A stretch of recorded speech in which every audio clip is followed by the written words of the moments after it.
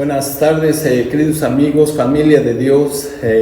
Estamos en una clase especial, lo que estamos teniendo en las semanas. En estas semanas que hemos pasado, hemos tocado el tema de las doctrinas fundamentales del cristianismo.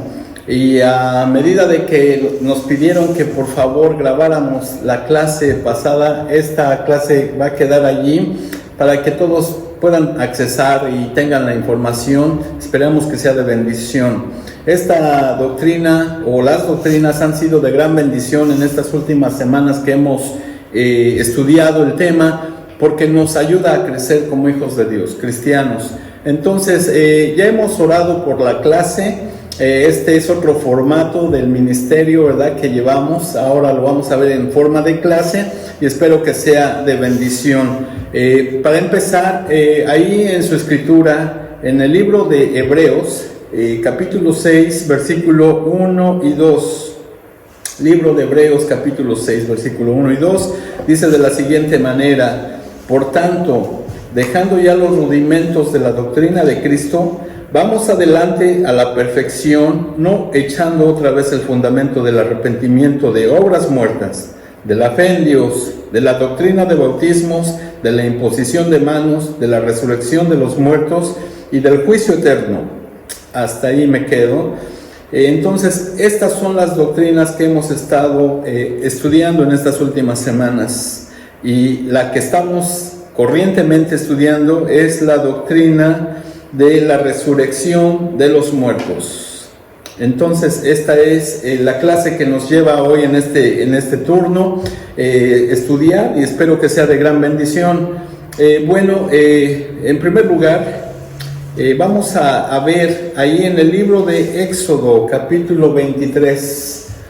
Ahí tenemos, primeramente, vamos a ver de lo que se ha tratado hasta ahorita, la doctrina de la resurrección de los muertos. La semana pasada estábamos viendo la introducción de todo lo que tiene que ver como tema hermoso de lo que es esta doctrina, y veíamos cómo las grandes culturas han contemplado y han tenido algo que decir acerca de la resurrección o qué pasa después de esta vida terrenal. Estábamos viendo cómo las culturas, las egipcias, ¿verdad?, las griegas y hindús, etcétera, etcétera, muchos han contemplado este tema de una forma. No voy a ahondar en el tema porque ya lo vimos. También vimos cómo también otras personalidades, en especial ateas, lo que han dicho acerca de lo que sucede una vez después que abandonas esta vida. Y así es que vimos cómo algunos ateos se han expresado al respecto. Eso fue como introducción. Ahora estamos viendo la primera resurrección. Y tenemos que decir que la primera resurrección consta de 3 partes.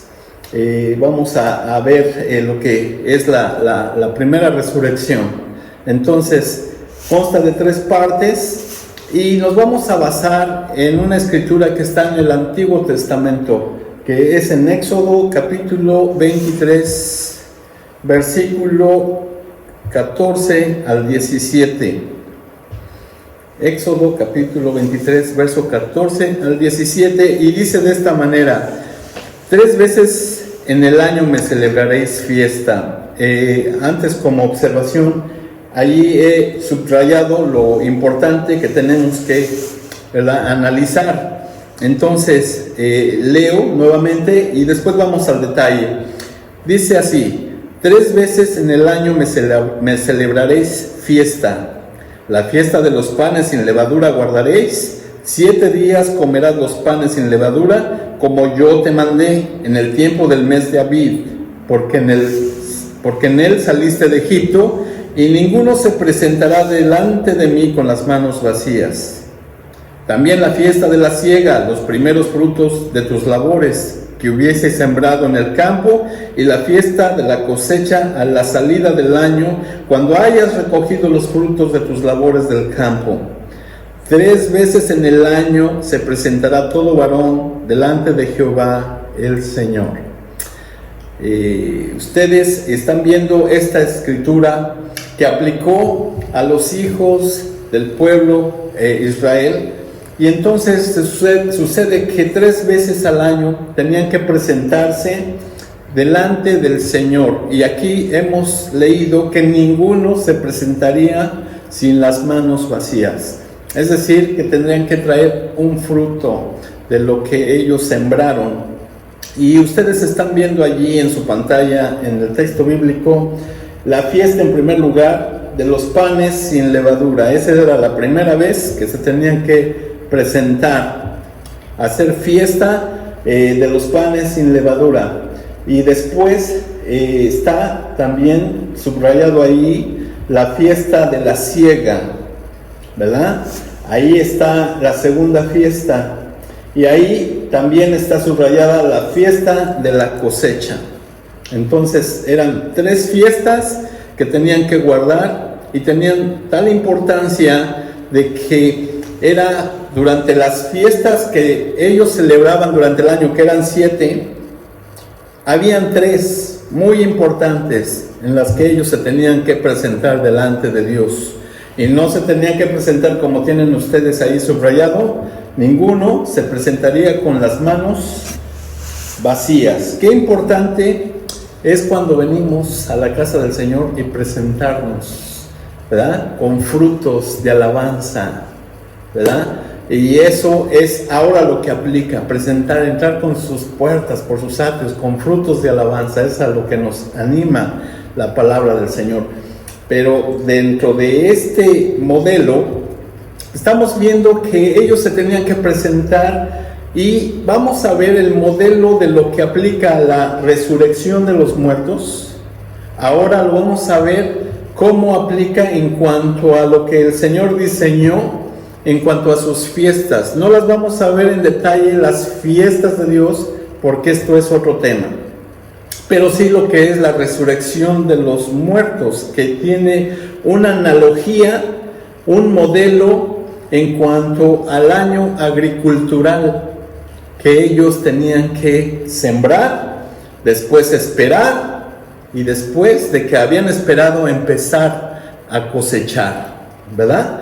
Entonces ustedes están viendo ahora allí un calendario hebreo, pero en sí vamos a ver el detalle de que para sembrar ellos empezaban su año agricultural ahí como por el mes de noviembre, diciembre en nuestro calendario, pero para ellos era otro mes.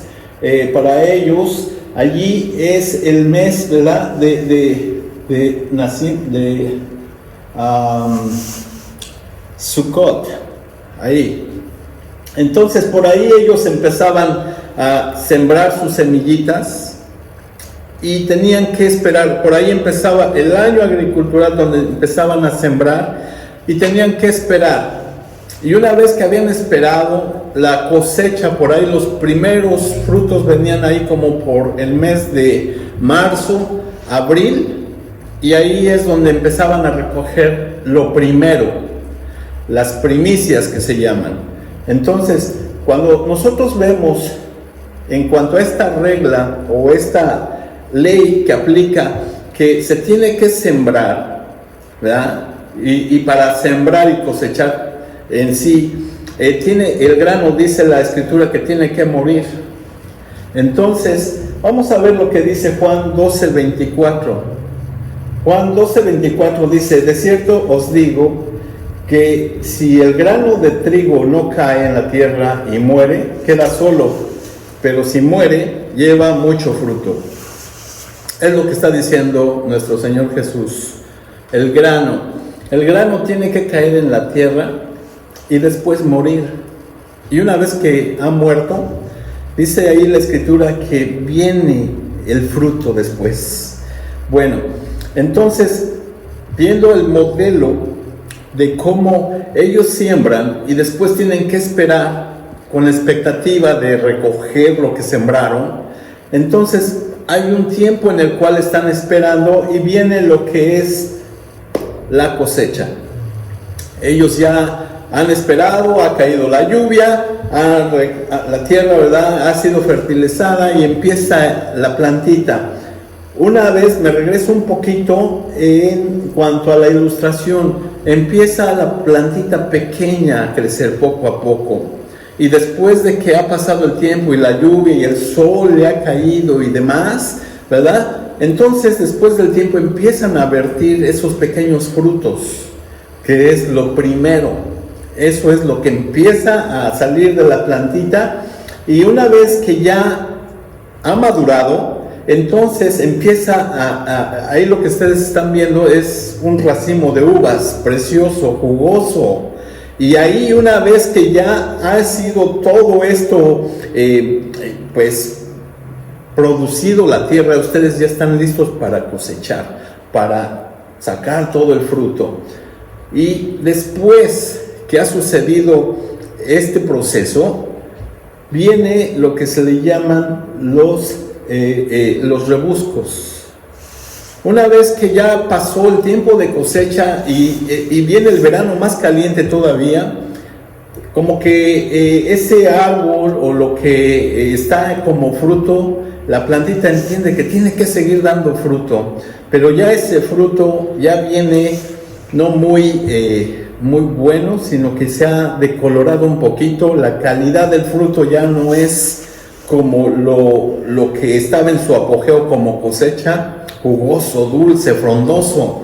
Lo que viene después, lo que es como rebusco, es ya descolorido, poco medio sin sabor, pero es como la plantita entiende que tiene que seguir dando fruto, y en sí pues lo da, pero ya no tan bueno como lo primero, o en el apogeo de la cosecha. Bueno, eso nos lleva a este punto de la resurrección, que viene de tres partes, y vamos a enfatizar que la primera parte es lo que se le llama en el tiempo de la Pascua, o las primicias. Entonces, ya que ha pasado la Pascua y las primicias, vamos a ver de qué manera aplica escrituralmente la resurrección de los muertos, que es muy interesante. Y vamos a ver esta primera parte, que es las primicias. Recordemos que cuando la plantita viene y viene madurando, viene lo primero como fruto. Entonces vienen esas, si son unas manzanas, el fruto que tú quieras, los primerititos frutos. Nosotros tenemos un árbol de ciruelas en casa, y las primeras ciruelas vienen medias verdecitas, pero ya vienen saliendo, y eso es en la etapa que vamos a estar enfocándonos ahorita. Bueno, entonces la escritura está en 1 de Corintios, capítulo 15, versículo 20 al 23, que es lo que aplica a la resurrección de los muertos en la primera etapa, que son las primicias.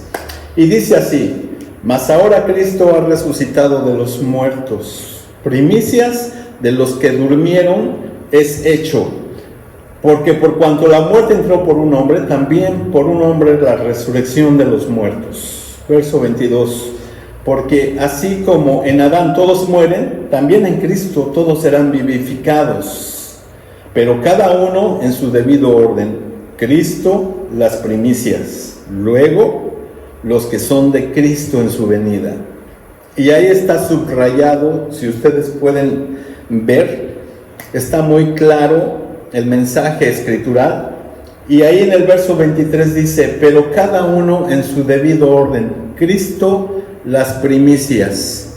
No dice, ojo, observemos, no dice Cristo la primicia, no lo dice, sino dice Cristo las primicias. Notemos, esto es muy importante, porque estamos viendo que esto está en plural, no en singular, sino en plural. Cristo las primicias, y luego los que son de Cristo en su venida. Ahí están dos partes, ¿ok? Entonces, vamos a ver cómo aplica, por qué Cristo las primicias. Cuando Jesús resucita, dice Cristo las primicias, y esto es fundamental, de acuerdo al modelo que vamos a estar viendo, ustedes van a ver a la luz de la palabra qué precioso. Vamos a la siguiente escritura, que es Mateo 27, 50 al 53. Estamos hablando de que ahí había un término plural, Cristo las primicias. Y de acuerdo a esta escritura que vamos a observar, vamos a ver por qué es primicias, por qué es plural y no singular. Bueno, ven ahí Mateo 27, capítulo 27, versos 50 al 53, y dice: Mas Jesús, habiendo otra vez clamado a gran voz, entregó el Espíritu, y he aquí el velo del templo se rasgó en dos, de arriba abajo, y la tierra tembló y las rocas se partieron. Hubo un temblor, un gran, pues sí, temblor, un shaking, ¿verdad? Y ahí entonces las piedras temblaron, todo se estremeció. Y el verso 52 nos dice: y se abrieron los sepulcros, y muchos cuerpos de santos que habían dormido se levantaron. Es decir, los muertos que estaban en los sepulcros se levantaron. Dice ahí, habían estado dormidos y se levantaron. Y verso 53, y saliendo de los sepulcros, después de la resurrección de él, de Jesús, vinieron a la santa ciudad y parecieron a muchos. Se aparecieron a toda la gente, de tal forma que los conocidos que habían muerto, y mucho antes y en todo tiempo, hasta tiempo de Jesús, dice que cuando Jesús entregó el Espíritu, ¿verdad?, entonces hubo un gran temblor, y lo poderoso es de que los muertos, esas tumbas, esos lugares donde estaban ahí dormidos, dice que se levantaron, se abrieron los sepulcros, y después de que Jesús resucitó, se levantaron y vinieron a la santa ciudad. Una de las preguntas que yo les hacía en la clase es: ¿este suceso fue literal o fue espiritual? Porque unos dicen: oh, no, eso que está diciendo ahí, eso es espiritual, es simbólico.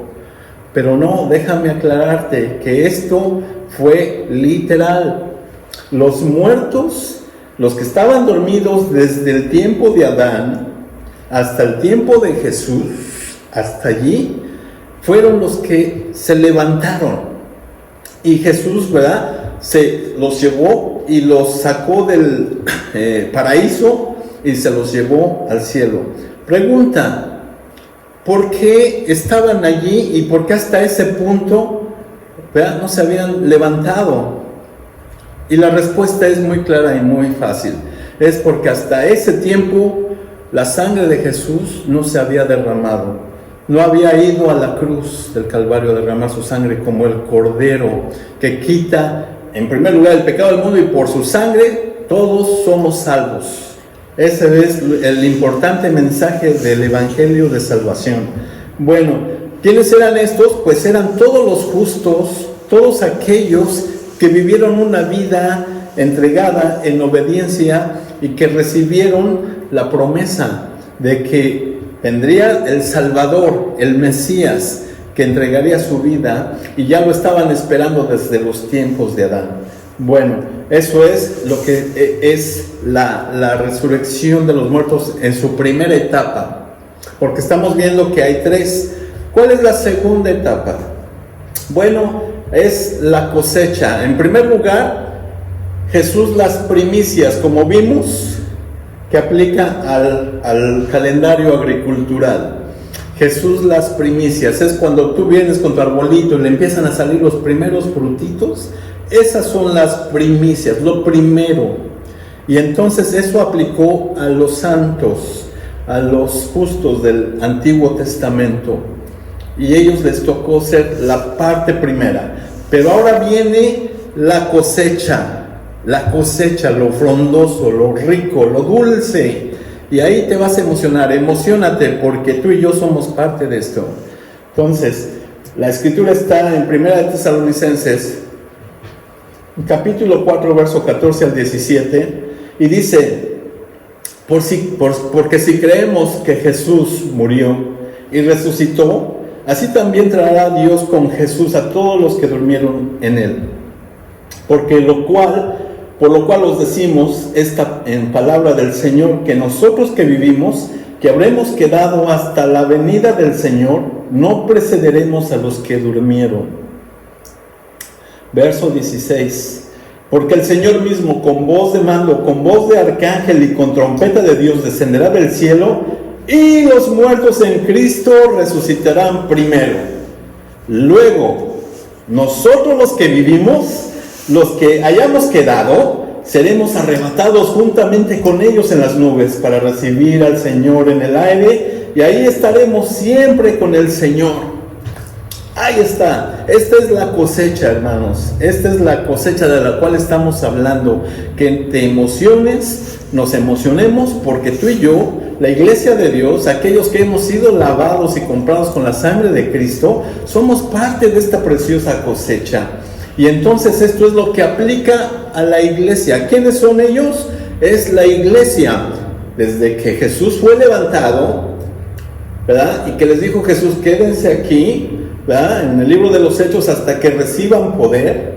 Y fue a través de las edades que han pasado, que la iglesia ha permanecido, ha trabajado, y sigue el evangelio expandiéndose. Y aquellos que han recibido a Jesucristo como su Salvador, es lo que aplica a esta cosecha. Entonces ahí ustedes están viendo, verso 16, y los muertos en Cristo resucitarán primero. Es decir, que los que han muerto desde el tiempo de Jesús, que levantó y quedó la iglesia activa hasta este presente día, aquellos que han muerto, que se nos han adelantado, tú tienes a tu tío, a tu abuelita, a tu hermano, a tu primo, al amigo, y tristemente, porque nos dolemos, en esta semana yo recibí una noticia de que un buen amigo mío, compañero de trabajo, se nos fue con el Señor.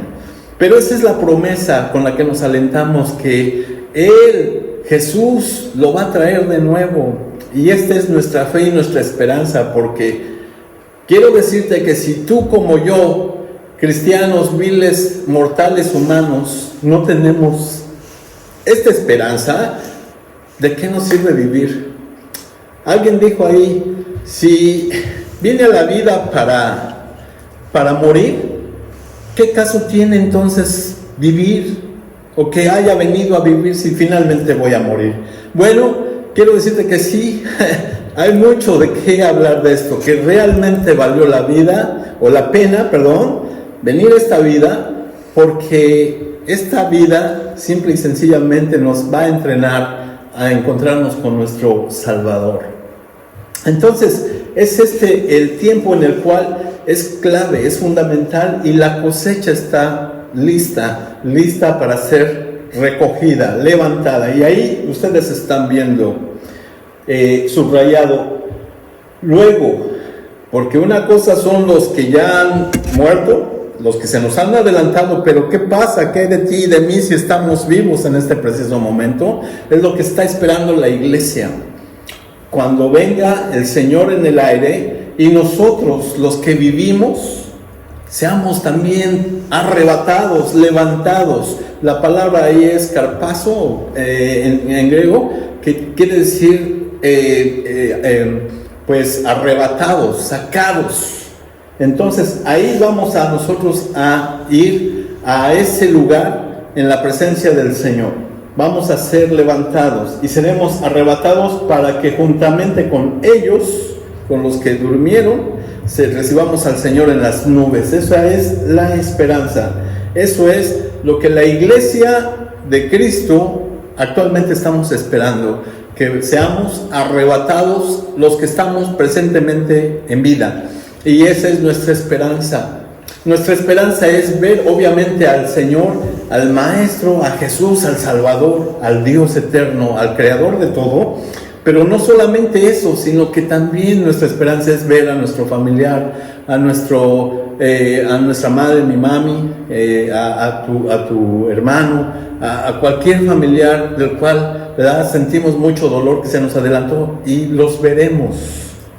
Bueno, esto es lo que aplica en cuanto a esta segunda fase, que es la cosecha. Ya vimos los primeros o las primicias, ahora estamos viendo la cosecha. ¿Y qué viene después?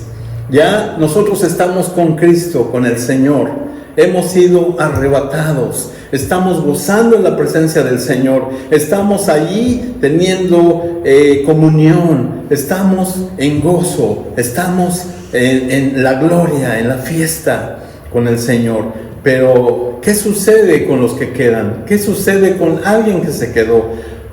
Mi oración es, y nuestro deseo es, que todo mundo proceda al arrepentimiento y acepte a Jesucristo, porque estamos en tiempos cruciales. Todo lo que está sucediendo se está desencadenando rápidamente, y nuestro deseo es que nadie, y sobre todo dice el deseo del Señor, de Dios, es que nadie se pierda, sino que todos procedamos al arrepentimiento y aceptamos a Cristo, aceptemos al Señor Dios que pagó, ¿verdad? Y fue a la cruz por ti y por mí.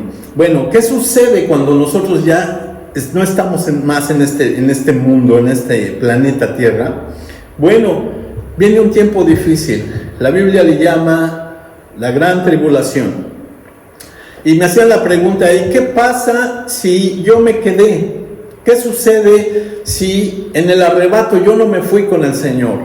Bueno, yo quiero decirte que nuestro deseo es que mejor te vayas en el arrebato, pero por cualquier cosa viene un tiempo duro, difícil. La iglesia ya no va a estar, el Consolador ahorita va a estar con el Señor, y es ahora sí que ya está el que se quede por su decisión, ya se quedó porque rechazó al Señor, o se la llevó, como les decía en la clase, muy campechanamente, un cristianismo light, un cristianismo conveniente. Voy si me ajusta, voy si tengo tiempo, voy si puedo, y voy a buscar al Señor si, las condiciones se permiten. Y es algo, en muchos de los casos, condicional. Entonces, si eso aplica, no te quejes si no fuiste levantado, porque entonces va a haber sufrimiento, va a haber dolor. Dice la palabra que como nunca antes hubo en ese tiempo. Y ahí es donde viene ¿quiénes son estos y cómo sucederá? Dice ahí la palabra en la etapa previa que estábamos viendo de la cosecha. Filipenses capítulo 3, verso 20 y 21. Mas nuestra ciudadanía está en los cielos, de donde también esperamos al Salvador, el Señor Jesucristo. Eso es lo que nosotros estamos expectando, el cual transformará el cuerpo de la humillación nuestra para que seamos semejantes al cuerpo de la gloria suya, por su poder, con el cual puede también sujetar a sí mismo todas las cosas. Algo precioso que nos va a dar el Señor es que nos va a dar un cuerpo semejante al de Él. Imagínate, Él siendo Dios, Él siendo el Creador, nuestro cuerpo va a ser semejante al del Señor. Si eso no es suficiente para emocionarte y emocionarme, déjame decirte que va a ser algo glorioso. ¿Cómo va a suceder ese evento? Va a suceder con poder, va a suceder con gloria, y toda esta humillación, todas nuestras dolencias, todas nuestras tristezas, todos nuestros lamentos, todas nuestras frustraciones, este cuerpo de humillación. Imagínate, yo ya me quedé pelón hasta este tiempo, me siento a veces chistoso. ¿Cómo es posible? Cuando veo una foto mía de hace unos 20 años atrás, y yo digo, ¿cómo es posible? ¿Dónde quedó todo ese cabello que tenía? Pero dice ahí, el Señor nos va a dar, ¿verdad?, algo precioso, un cuerpo de luz. Y este cuerpo de humillación, ¿verdad?, lo va a dejar a un lado, lo que no sirve, y va a crear un cuerpo, un vestido, una morada eterna, para que ahí habites junto con Él. Bueno, vamos entonces a la tercera parte, que es lo que estábamos hablando, los rebuscos.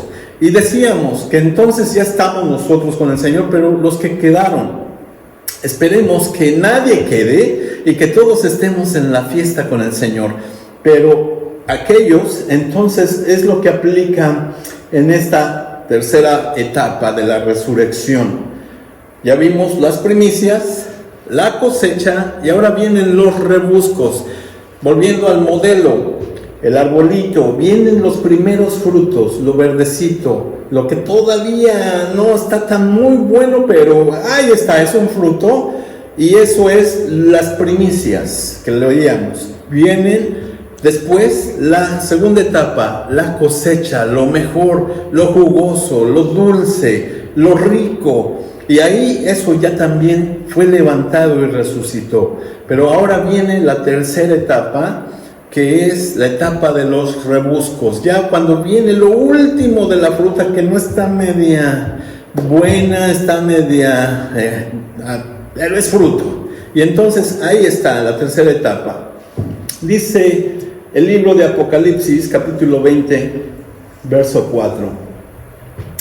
Y dice de la siguiente manera: y vi tronos, y se sentaron sobre ellos los que recibieron facultad de juzgar, y vi las almas de los decapitados por causa del testimonio de Jesús y por la palabra de Dios, los que no habían adorado a la bestia ni a su imagen, y que no recibieron la marca de sus frentes ni en sus manos, y vivieron y reinaron con Cristo 1000 años.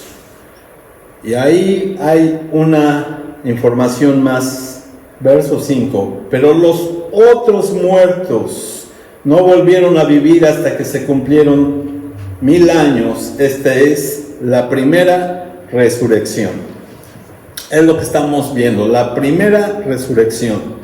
Porque los otros muertos que no volvieron a vivir, ellos aplica a la segunda resurrección, que lo vamos a ver en las siguientes clases, a quiénes aplican y por qué. Pero en este punto en el que estamos, de los rebuscos, en esta etapa, dice allí que son aquellos que tuvieron el testimonio, lo mantuvieron el testimonio de Cristo. Dice, ahí está subrayado, y vi las almas de los decapitados. Ahí me detengo tantito. Y esta etapa va a ser muy dolorosa, porque ahorita en la presente etapa en la que vivimos es la etapa de la gracia. Es la etapa donde tú voluntariamente vienes al Señor y por gracia eres salvo. No tienes que pagar nada, no tienes que dar nada, no tienes que hacer nada, ningún sacrificio, porque es el don de Dios. Es la gracia, la salvación que eres, ¿verdad? Aplicable si tú decides entregar tu vida al Señor. Y es por gracia. Pero una vez que la gracia se terminó y la iglesia fue levantada, que fue salva por gracia, viene entonces la etapa de los rebuscos, la etapa difícil. Ya cuando la plantita quiere dar fruto, pero ya es como a destiempo y ya no hay más, sino que es un sol abrasador en ese tiempo, en esa etapa. El mismo sol quema la fruta, la mayuga, la hace triste, la pone decolorada. Es más, ya no, su sabor ya no es tan bueno, pero sigue siendo fruto. Bueno, entonces, ¿qué sucede? Dice, vi las almas de los decapitados. En esa etapa de los rebuscos, quiero decirte que la gente podrá ser salva, pero ahora a causa de su propia vida. Es decir, que va a venir este personaje del cual tanto se habla, el anticristo. Y sí, verdaderamente va a ser un tiempo difícil, ya lo estamos viendo, ¿verdad? Cómo se está manifestando, pero va a ser un tiempo de prueba, un tiempo de dolor, de sufrimiento. ¿Y qué sucede? Que tú vas a tener la opción o ponerte esa marca, o decir, no quiero esa marca, pero es a causa de tu vida. Dice ahí, de tu propia cabeza, va a tener la persona que ser decapitada. Es decir, o te pones la marca, adoras a la bestia, o te cortamos la cabeza. Y dice ahí que en el momento en que la persona se ponga esa marca, ¿verdad? Pierde la comunión, pierde la oportunidad de la salvación. Y finalmente, cuando llega la parte donde ellos son decapitados, van inmediatamente a la presencia del Señor. Y esto tiene que ver con lo que es la resurrección de los muertos en su tercera etapa. Entonces, vamos a ver que el Señor todavía les va a dar esta oportunidad. Dios es bueno, Él no quiere que nadie se pierda. Y tanto ha amado al mundo que aún la sangre de Cristo en esa etapa los sigue salvando, pero va a ser de dolor y de reto. Por eso es que yo te animo. Ahorita es el tiempo. Hoy es el día de la salvación. No te tardes, haz tu decisión, porque mañana puede ser muy tarde. Así que mientras haya oportunidad y estemos en este tiempo precioso de la gracia, déjame decirte que muchos hemos abusado de la gracia del Señor. Muchos hemos sobreabusado. Pero dice el libro de Romanos que en cuanto mayor fue el pecado, sobreabundó la gracia. Y ahí no hay pecado que no sea perdonado, siempre y cuando vengas en una actitud de arrepentimiento con el Señor. Esta es la clase que aplica a la primera resurrección y aquí vamos a cerrar. Pero sí, sin antes decirte, yo te invito a que hagas una decisión sabia y veas en cuál de las etapas, ¿verdad?, estamos. Y ahorita estamos en esa etapa de la cosecha. Dice el canto que cantábamos: alza tus ojos y mira, la cosecha está lista. El tiempo ha llegado y entonces tenemos que predicar este hermoso evangelio para que más y más vengan a este tiempo de la cosecha y sean salvos por la sangre de Cristo. Oremos. Gracias, Padre, por este tiempo. Gracias, Padre, por esta preciosa clase. Tu palabra, que es abundante, es rica y eficaz. Señor, dejamos a cada corazón, a cada creyente en tus manos. Y sobre todo, Señor, que tu palabra, Señor, inunde nuestra tierra. Y ahí, Padre, venga aquel que está cautivo y que sea liberado por la sangre de Cristo. El que está enfermo sea sanado y el que está ciego que pueda ver. Y sobre todo el que está sordo pueda escuchar tu palabra que libera, tu palabra que sana, Señor. Y así podamos seguir avanzando en el reino que has prometido para tus hijos, para todos aquellos que te aman. En el nombre poderoso de tu amado Jesús.